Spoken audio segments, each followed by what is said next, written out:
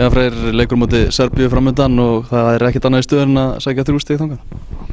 Alveg rétt, við fyrir til Serbíu á mánudaginn og það bara ekkert annað sem getur greina en að fara þangað og undirbúa vel og fá 3 stig. Hópurinn tilkynntur, hvað getur þú svona sagt okkur hann, hvað er svona fréttnæmast? Ég veit nú ekki hvað ykkur finnst fréttnæmast, þetta bara hópurinn sem valinn núna.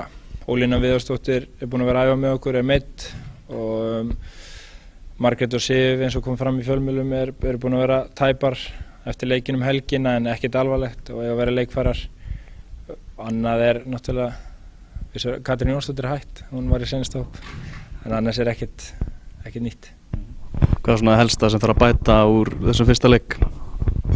Það nú bara svolítið mikið og ég er að reyna að líta fram hjá því að einbeita mig bara að þessum leik og reyna að kíkja svona á heildarmyndina, hvað það sem að liðið þarf að bæta og tel mig vera konum svona þokkaleg yfirsýn með það og við ætlum okkur að fara til Serbíu og spila góðan og kröftugan varnarleik sem ein heild og við þurfum að halda betur í boltan og skapa okkur betri sóknarstöður með því að færa okkur upp völlin með bolta og við höfum alla hæfileika í það. Við þurfum bara að vinna þess í því sem lið.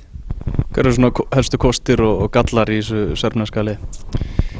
Ja, gallarnir eru varnarleikur og svona leikskipulag. Það hefur ekki verið upp á marga fiska í þeim leikjum sem ég séð, en ég sé þar aftur á laugardaginn þegar ég fer til Serbíu og sé Serbíu Danmörku. Þá fæ ég skýrari mynd á það. Ég veit að eru með góða unga leikmenn, 18-19 ára gamlar og mjög tæknilega góðar og góðir einstaklingar.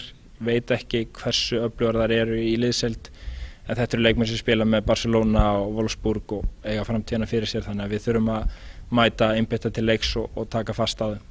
Líka með leikmann úr Stjörnunni? Já, Danka þarna og við þekkjum hann náttúrulega mjög vel og hún kannski ekki sterkasti varnarmaðurinn í deildinni en hún ofboðslega lungin og með góða yfirsýn og við þurfum að hafa góða gætur henni auðvitað. Skynir ekki á stelpunum að það séu einbeittar að því að rétta við skútuna eftir slæmabyrjun? Jú, algjörlega. Það voru allir mjög svekktir með frammistöðuna og náttúrulega úrslitin móti Sviss. Þetta var ekki góð úrslit en frammistöðan var kannski bara verri. Þannig að við tökum því mjög alvarlega en það samt sem áður andi í hópnum. Þetta náttúrulega reynslu mikill hópur á mörgu leyti og við ætlum bara að leiðrétta þetta og koma okkur upp á tærnar aftur og fara að vinna leiki. Kom með Ása Harald sem aðstoðarmann, kom hann snemma upp í hugan þegar þú fórst að hugsa málið? Já, Ási kom mjög snemma upp í hugan og ég mjög ánægður að fengi hann til liðs okkur og veit að hann á eftir að aðstoða mig og liði mikið í að þroskast.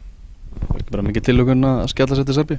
Jú, það mikið tilhlökkun. Ég búinn að bíða síðan var flautað af og að hitta hópinn aftur. Þetta að skrýtna við að þjálfa landslið eða munurinn, landslið félagslið. Maður getur farið daginn eftir og gert upp leikinn með félagsliðinu sínu en nú ég búinn að bíða mánuð og auðvitað búinn að eiga samtöl við leikmennina en þetta allt öðruvísi og ég get ekki beðið eftir að fara bara að byrja að vinna aftur og undirbúa leikinn og svo skils mér að sé sól og sumar í Belgrad. Það verður bara bólir teknir með? Já, bólir og kannski stuðpulsur.